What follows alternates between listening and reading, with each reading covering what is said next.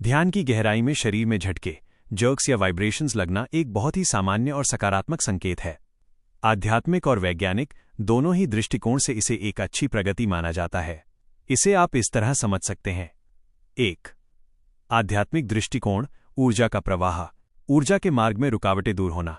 जब आप गहरे ध्यान में होते हैं तो आपके शरीर में रुकी हुई प्राण ऊर्जा, प्राणा एनर्जी तेजी से बहने लगती है।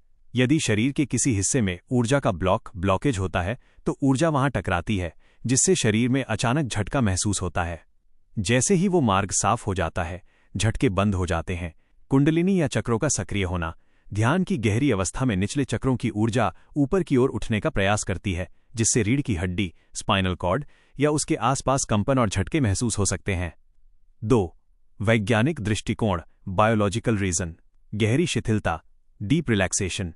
जब आपका दिमाग पूरी तरह शांत और शरीर बहुत गहरे विश्राम में चला जाता है तो तंत्रिका तंत्र, नर्वस सिस्टम में जमा हुआ तनाव, चिंता और स्ट्रेस अचानक रिलीज होते हैं। इसे विज्ञान में मायोक्लोनिक जर्क भी कहते हैं, जो अक्सर सोते समय या गहरे आराम की स्थिति में रीढ़ और मांसपेशियों में आता है। चेतना और शरीर का तालमेल।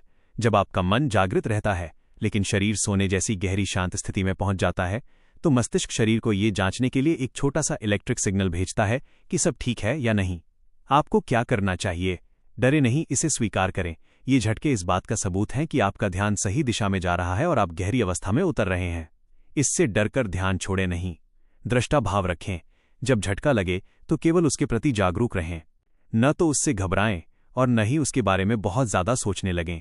उसे एक दर्शक, ऑब्जर्वर की तरह महसूस करके वापस अपने ध्यान पर लौटाएं। जबरदस्ती न रोकें, शरीर को ढीला छोड़ दें। यदि आप झटके को जबरदस्ती रोकने की कोशिश करेंगे तो मांसपेशियों में खिंचाव आ सकता है।